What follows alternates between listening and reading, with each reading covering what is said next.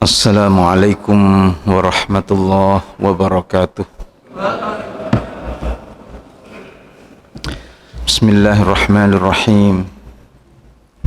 Alhamdulillahi rabbil alamin.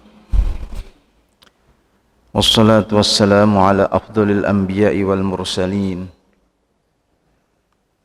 Nabiyyina Muhammadin wa ala alihi wa ashabihi ajma'in.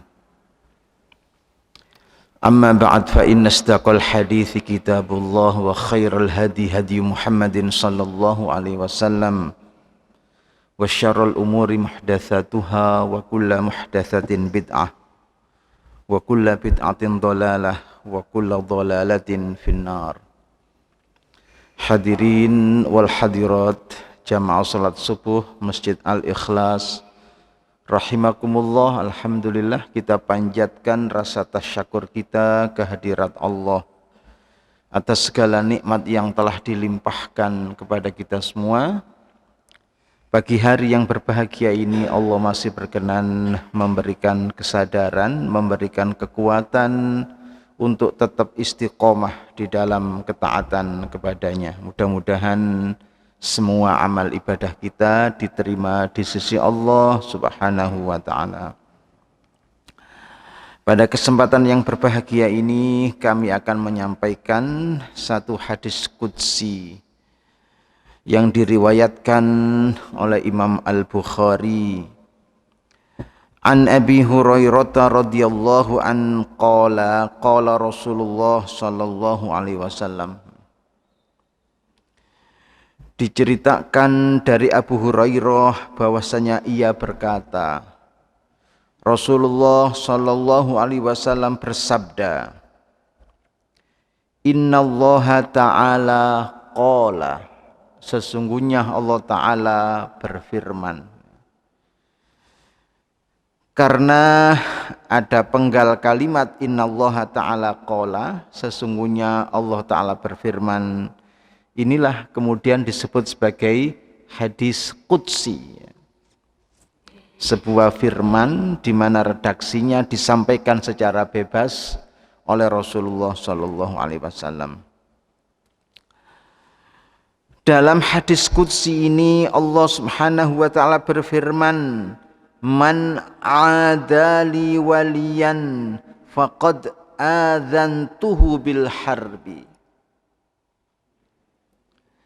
Barang siapa yang memusuhi waliku, maksudnya waliullah, faqad adzantuhu bil harbi, maka sungguh aku permaklumkan padanya, aku umumkan padanya perang. Wa ma taqarraba ilayya 'abdi bi syai'in ahabba ilayya, dan tidaklah hambaku mendekatkan diri kepadaku dengan sesuatu yang paling aku cintai, mimma aftaradtuhu alaihi, daripada sesuatu yang aku fardukan padanya. Wala yazalu 'abdi yataqarrabu ilayya bin nawafili hatta uhibbahu, dan hambaku terus menerus mendekatkan diri kepadaku dengan menjalankan yang sunnah-sunnah sehingga aku mencintainya. Fa idza ahbabtuhu, maka jika aku telah mencintainya, kuntu sam'ahu alladhi yasma'u bihi, aku adalah pendengaran yang ia pakai mendengar. Wa basarahu alladhi yubsiru bihi, aku pandangannya yang ia pakai memandang. Wa yadahu alladhi yabtishu biha, aku tangannya yang ia pakai memukul. Wa rijlahu allati yamshi biha, aku juga kaki yang ia pakai melangkah. Wala in sa'alani la'utiyannahu, sungguh benar-benar jika ia minta kepadaku niscaya aku kabulkan. wala in ista'adzani la'u'idzannahu, dan sungguh jika ia mohon perlindungan kepadaku, niscaya aku berikan perlindungan padanya. Hadirin para jamaah rahimakumullah, tentu saja hadis ini adalah hadis sahih karena diriwayatkan oleh Imam Al-Bukhari di dalam kitab sahihnya. Baik, Imam An-Nawawi mengatakan penggal hadis yang mengatakan man adali waliyan faqad adzantuhu bil harbi, barang siapa yang memusuhi waliku maka aku permaklumkan padanya dengan perang. Yang dimaksudkan dengan waliullah tidak diragukan lagi adalah semua hamba Allah yang beriman dan bertakwa kepadanya. Hamba Allah yang beriman kemudian konsisten dengan imannya sehingga melahirkan serangkaian buah iman. Sebagaimana firman-Nya, ala inna awliya Allah la khawfun alaihim walahum yahzanun alladzina amanu wahum yattaqun. Ingatlah sesungguhnya kekasih-kekasih Allah itu, ia tidak ada takut ataupun sedih hati. Merekalah orang-orang yang beriman, wa kanu yattaqun, dan adalah mereka bertakwa kepada Allah. Quran surat Yunus 62 sampai 63. Di dalam Al-Quran istilah waliullah dipakai di dalam beberapa tempat untuk menunjukkan kepada hamba Allah tertentu yang memperoleh perlindungan darinya. Misalnya di dalam Quran surat Al-Baqarah 257 dikatakan Allahu waliyul ladzina amanu yukhrijuhum minadh-dhulumati ilan nur. Wa ammal ladzina kafaru awliya'uhumut taghut yukhrijunahum minan nuri ilal dhulumat. Allah lah pelindung orang-orang beriman. Ia keluarkan mereka dari gelap menuju cahaya. Adapun orang-orang kafir, pelindung mereka adalah taghut atau setan. Ia keluarkan mereka dari cahaya menuju gelap.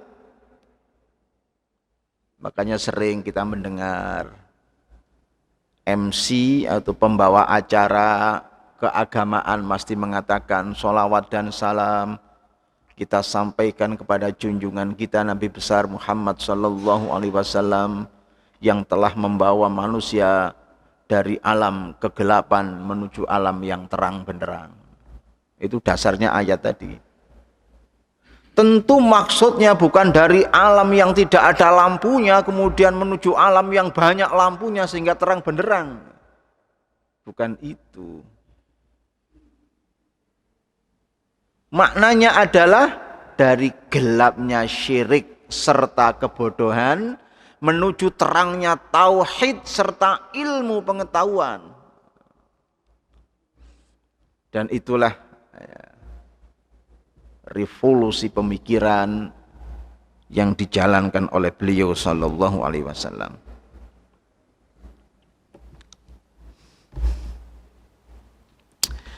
Faman adza mu'minan faqad adzanahu Allahu ay a'lamahu Allahu annahu muharibun lahu.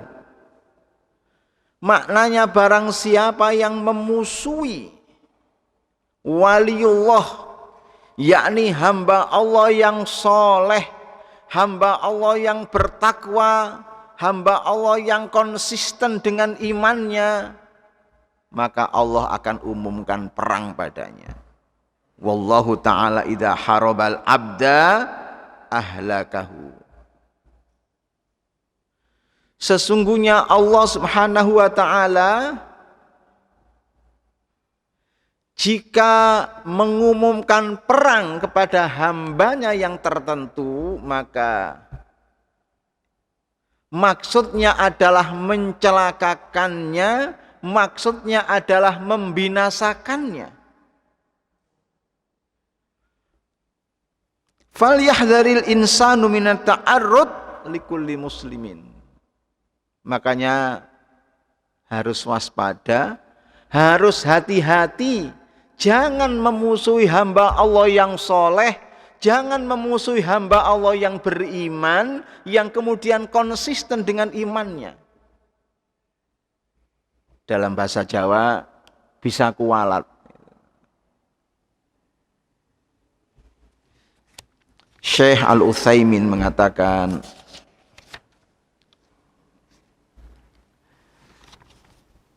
penggal hadis tadi menunjukkan isbatul wilayat lillahi azza wa jalla, ai inna lillahi ta'ala auliyaun.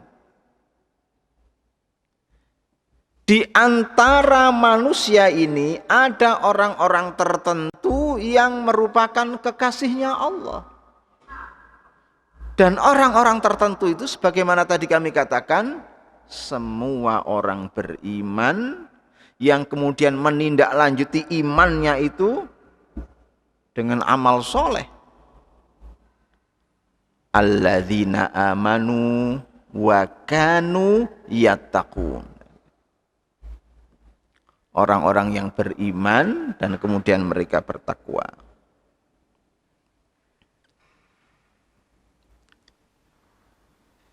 Sebagaimana ayat yang kami baca tadi, Yunus 62 dan 63. Yang kedua, karamatu auliya illahi 'ala Allah haitsu kana alladzi yu'adzihim qad adzanallahu bil harbi.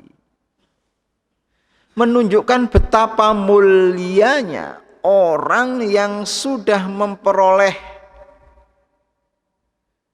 makom atau derajat waliullah, karena siapa saja yang memusuhi mereka, siapa saja yang membenci mereka, apalagi kemudian mengkriminalisasi mereka, akan diperangi oleh Allah.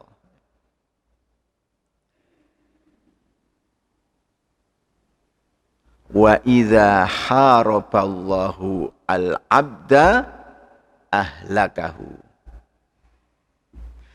Jika Allah memerangi hamba-hambanya yang tertentu, maka maknanya adalah membinasakannya atau menghancurkannya.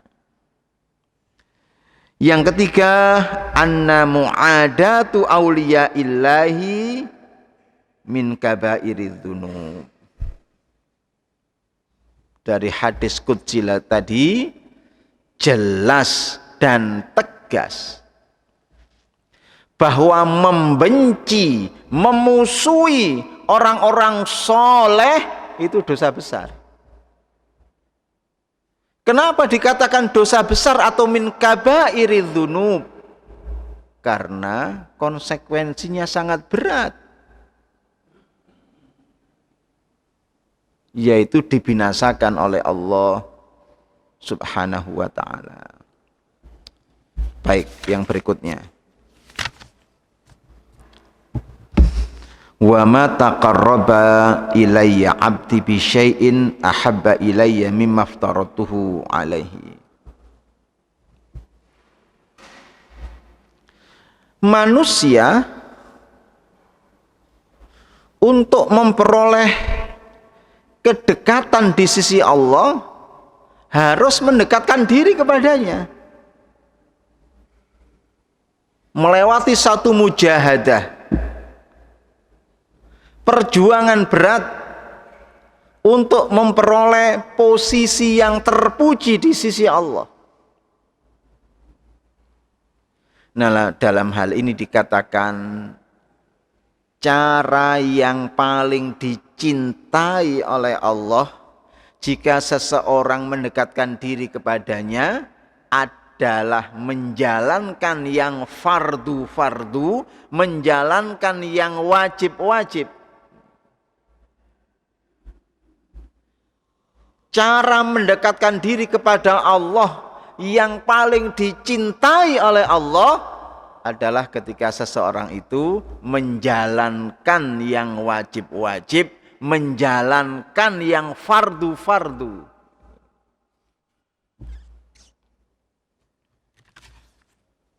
Sehingga disimpulkan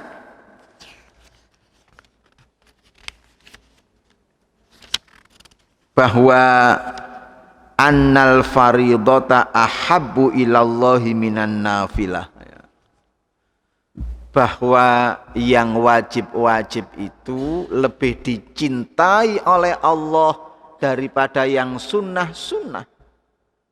Sehingga tidak boleh seseorang kemudian mengutamakan yang sunnah terus meremehkan yang wajib. Tidak boleh, itu terbalik. Karena semangatnya menjalankan yang sunnah-sunnah, kemudian jam 1 malam bangun. Sholat tahajud misalnya. Subuh kurang 10 menit senden tembok keturun. Bangun-bangun jam 6, ya boleh. Namun demikian dikatakan oleh Nabi, wala yazalu abdi yataqarrabu ilayya bin nawafili hatta uhibbahu. Ada di antara hamba-hambaku ini yang tidak puas dengan menjalankan yang fardu-fardu. Ada di antara hambaku ini yang tidak puas dengan menjalankan yang wajib-wajib, tapi ia lengkapi, ia sempurnakan dengan yang sunnah-sunnah. Namanya an-nawafil, bentuk jamak dari nafilah, yang maknanya adalah tambahan. Makanya dalam ayat tentang tahajud itu muncul istilah nafilah itu. Wa minal laili fatahajjad bihi nafilatan lak asa an yab'atsaka rabbuka maqaman mahmuda. Wa minal laili, dan dari sebagian malam. Fatahajjad bihi, bertahajudlah kamu padanya, pada sebagian malam itu, nafilatan laka, sebagai ibadat tambahan bagimu. Asa ayyaba'atsaka rabbuka maqaman mahmuda. Pasti Allah akan bangkitkan kamu pada makom atau derajat yang terpuji. Ulama mufassirin mengatakan asa walaupun bermakna mudah-mudahan, tapi pemakaiannya dalam Al-Quran bermakna pasti. Seperti dhonna yang bermakna dugaan, penggunaannya dalam Quran bermakna yakin. Nah, itu kaidah tafsir namanya. Baik. Berarti atau kita bisa memahami, jika seseorang melengkapi atau menyempurnakan yang fardu-fardu tadi dengan yang sunnah-sunnah, itu menyebabkan dirinya memperoleh kecintaan dari Allah yang namanya mahabbatullah. Karena ayat mengatakan hatta uhibbahu, sehingga aku mencintainya. Nah,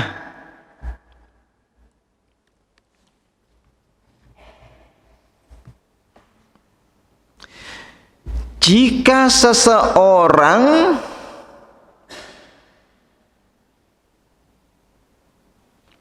memperoleh mahabbatullah atau kecintaan dari Allah,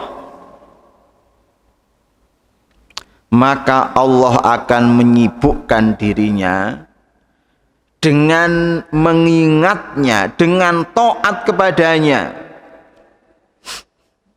Imam An-Nawawi mengatakan fa'idza ahabballahu abdahu saghalahu bi dzikrihi wa ta'atihi.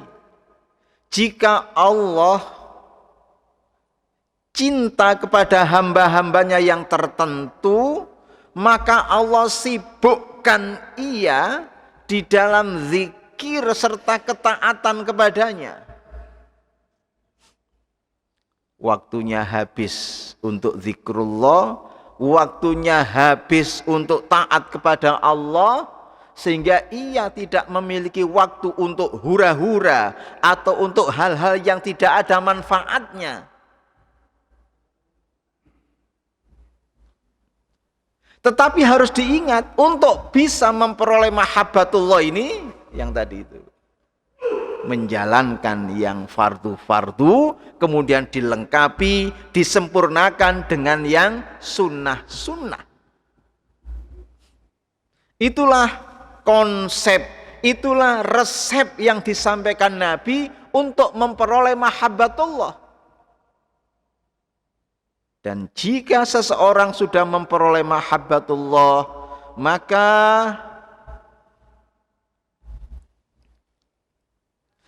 Allah akan menyibukkan dirinya dengan zikir kepadanya serta taat kepadanya.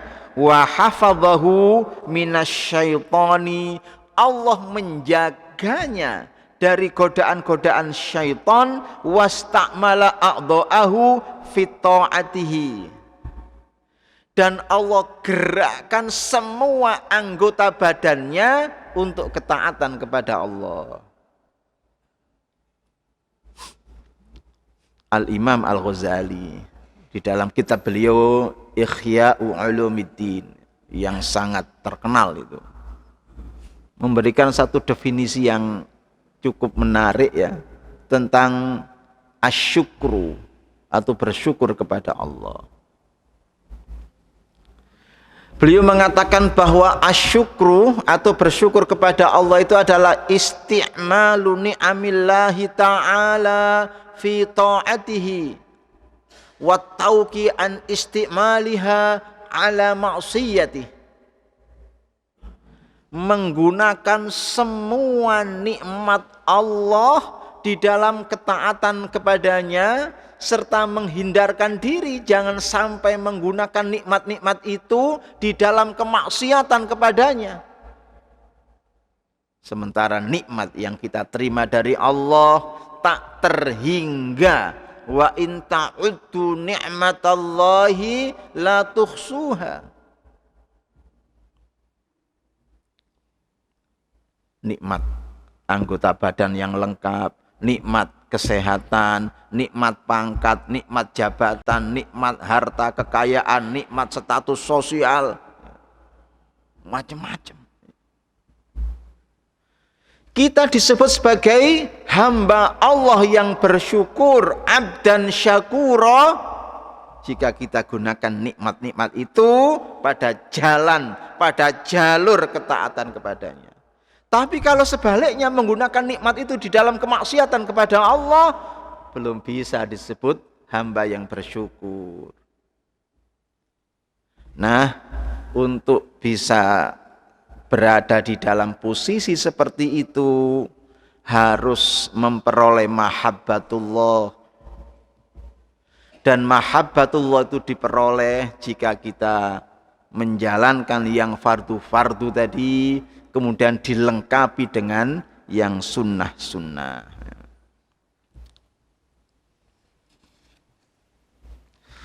Fa idza ahbabtuhu kuntu sam'ahu alladhi yasma'u bihi wa basarahu alladhi yubsiru bihi wa yadahu allati yabtishu biha wa rijlahu allati yamshi biha. Allah dalam hadis qudsi ini mengatakan, jika aku mencintai seorang hamba, maka aku adalah mata yang ia pakai melihat, aku adalah telinga yang ia pakai mendengar, aku adalah tangan yang ia pakai memukul, dan aku adalah kaki yang ia pakai melangkah. Fahadhi alamatu wilayatillahi liman yakunillahu qad ahabbahu. Inilah nanti yang menjadi tanda, yang menjadi indikator bahwa seseorang itu waliullah, bukan waliyu syaiton. Karena kan merujuk pada Al-Baqarah tadi, wali itu ada dua, ada waliullah, orang yang memperoleh kecintaan dari Allah, ada juga waliyu taghut, orang yang dalam cengkeramannya setan. Makanya kerjanya beda ya.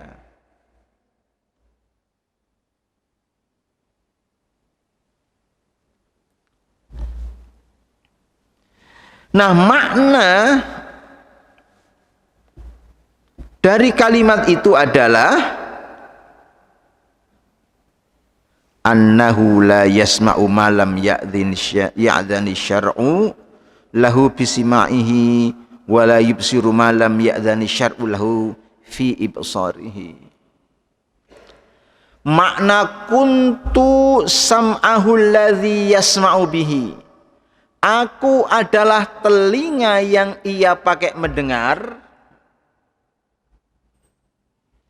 maka orang ini tidak akan mendengar suara-suara yang tidak diizinkan Allah untuk didengar. Ia juga tidak akan melihat objek-objek yang tidak diizinkan Allah untuk dilihat. Ia juga tidak akan menggerakkan tangannya untuk tujuan-tujuan yang tidak diizinkan oleh Allah. Ia juga tidak akan mengayunkan langkahnya untuk tujuan-tujuan yang tidak diizinkan oleh Allah. Maka waliullah, kekasih Allah yang dalam perlindungan Allah, pasti akan sangat hati-hati, bahkan ekstra hati-hati di dalam hidupnya. Merekalah orang-orang yang mencukupkan dirinya dengan yang halal-halal saja. Makanya kita diajari doa oleh Nabi, Allahumma aghnini bihalalika an haramika. Ya Allah, cukupkanlah aku dengan yang halal-halal saja, hindarkan dari yang haram-haram.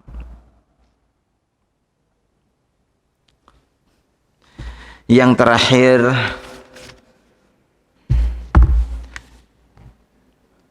wala in sa'alani la'utiyannahu, dan sungguh jika ia minta kepadaku, niscaya aku memberikan padanya. Artinya orang yang diceritakan itu doanya mustajab doanya. Apapun yang ia minta kepada Allah pasti akan dikabulkan karena ia memiliki kedekatan khusus dengan Allah. Itulah sebabnya termasuk satu anjuran ya, minta doa kepada orang-orang yang kita yakini soleh. Minta doa kepada orang-orang yang kita yakini dekat di sisi Allah. Sebagaimana dulu para sahabat minta doa kepada Nabi Sallallahu Alaihi Wasallam. Ya karena tadi, wala in sa'alani la'utiyannahu, jika ia minta sesuatu kepadaku, niscaya aku kabulkan. Doanya mustajab, permintaannya dikabulkan oleh Allah.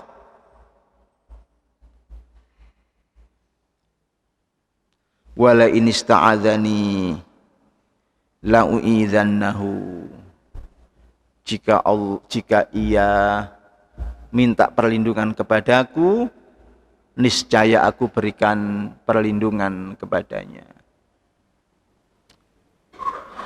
Dan mohon perlindungan kepada Allah adalah bagian dari ajaran Islam. Dalam banyak hal Nabi mengajarkan kepada kita untuk senantiasa mohon perlindungan kepada Allah.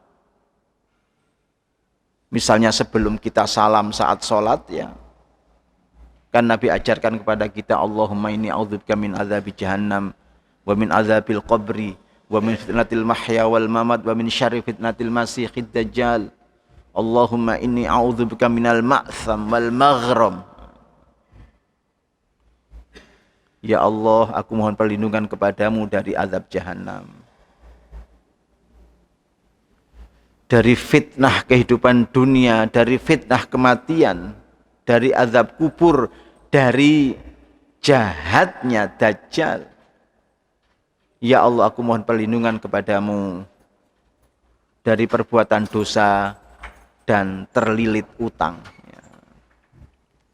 Sehingga ada sahabat bertanya, ya Rasulullah, jenengan kok sering sih ya ngajarkan doa kepada orang supaya mohon perlindungan kepada Allah dari terlilit utang. Nabi mengatakan, ya, kalau orang itu terlilit utang, biasanya kalau ngomong dusta, kalau janji ingkar janji, itu kalau orang terlilit utang. Bukan orang yang utang loh. Kalau orang punya utang itu normal. Seandainya tidak normal, masa ada ayat yang mengatur utang piutang gitu. Ya ayyuhalladzina amanu idza tadayantum bidainin ila ajalin musamman faktubuhu. Tapi terlilit utang itu gak normal. Terlilit utang itu tidak normal. Ya mungkin kalau menurut bahasanya Oma Irama itu gali lobang tutup lobang itu. Allahumma inna na'udzubika minal ma'tham wal maghram. Baiklah, bapak-bapak, saya tadi dikode oleh panitia supaya mengakhiri ceramah ini sampai jam 5 ya. Mudah-mudahan bermanfaat. Inilah yang bisa kami sampaikan. Mohon maaf apabila ada salah kata, salah kalimat, kelebihan ataupun kekurangan. Aqulu qauli hadza. Wassalamualaikum warahmatullahi wabarakatuh.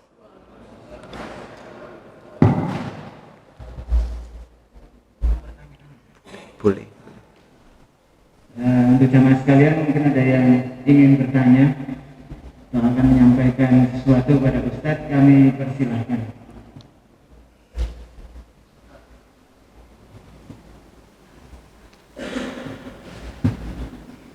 Assalamualaikum Ustadz. Waalaikumsalam. Pertanyaannya singkat Ustadz, merujuk pada hadis qudsi tadi. Bagaimana kalau yang memusuhi waliullah itu adalah penguasa? Terima kasih. Itu yang bisa jawab ketua yayasan yang bisa jawab itu. Jadi ya artinya pertanyaannya kan tidak usah dijawab pertanyaan gitu itu. Karena semua sudah tahu jawabannya. Terutama Pak Haji Mukhlisin paling tahu jawabannya.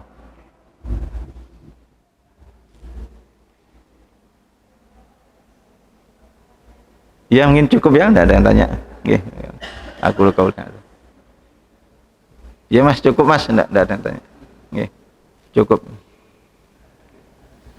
Ada tak? Boleh. Tapi kalau ada satu lagi ingin bertanya.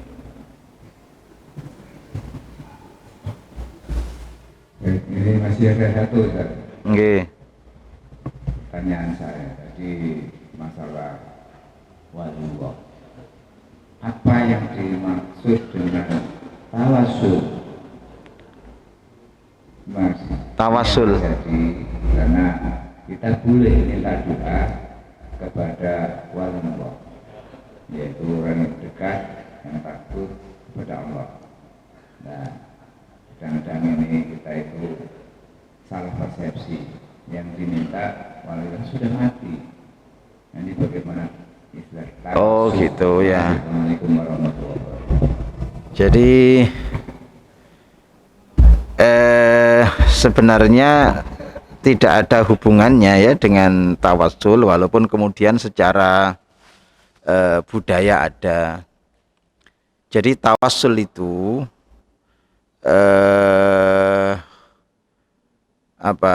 oleh para ulama dibedakan menjadi dua. Ada tawassul syar'i, ada tawassul bid'i. Tawassul yang sesuai dengan syariat, ada juga tawassul yang tidak sesuai dengan syariat, bid'i. Ya. Tawassul yang sesuai dengan syariat, ya yang ada dalilnya. Misalnya, tawassul dengan nama-nama Allah yang mulia, ya, yang indah. Karena ayat mengatakan, walillahil asma'ul husna fad'uhu biha. Allah memiliki nama-nama yang indah, maka berdoalah kamu dengannya. Itu kan tawassul.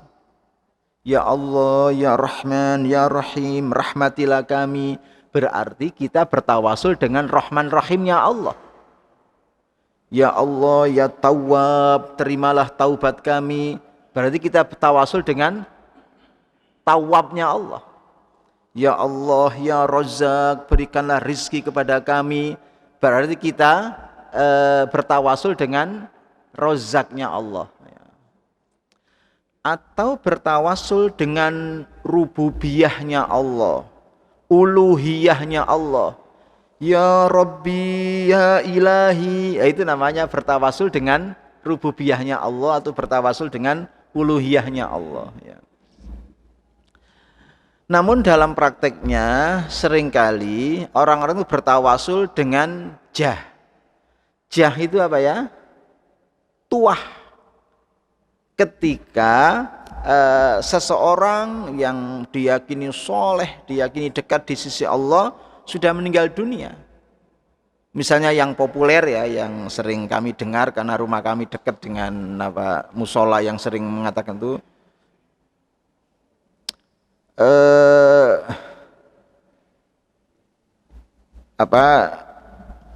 waktu kami masih kecil ya di Bangil sana rumah saya itu kan dekat dengan musola yang kalau setelah subuh itu mesti ada doanya keras, sehingga saya sampai sekarang hafal.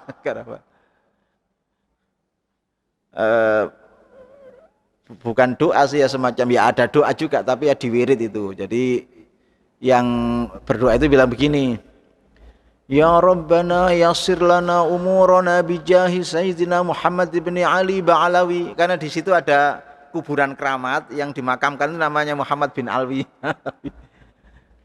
Ya terus kemudian yang demikian ini tidak pernah dipraktekkan, tidak ditemukan dalilnya, juga tidak pernah dipraktekkan oleh generasi sahabat, juga tidak pernah dipraktekkan oleh orang-orang soleh generasi tabi'in. Sehingga dianggap sebagai praktek yang tidak ditemukan dalilnya di dalam syariah. Nah kalau praktek yang tidak ditemukan dalilnya dalam syariah itu dalam agama disebut sebagai bid'ah. Ya karena bid'ah ya ghairu masyru', tidak disyariatkan ya. Karena tidak disyariatkannya ya sebaiknya ditinggalkan namanya saja, tidak disyariatkan. Nah bertawassullah dengan yang ada dalilnya ya, diantaranya adalah bertawassul dengan nama-nama Allah yang indah tadi. Namun demikian ya bukan berarti mereka yang melakukannya itu terus kemudian tidak punya alasan ya, tentu mereka membangun argumentasi ya. Sehingga dalam hal ini memang yang dikedepankan itu adalah tasamuh ya.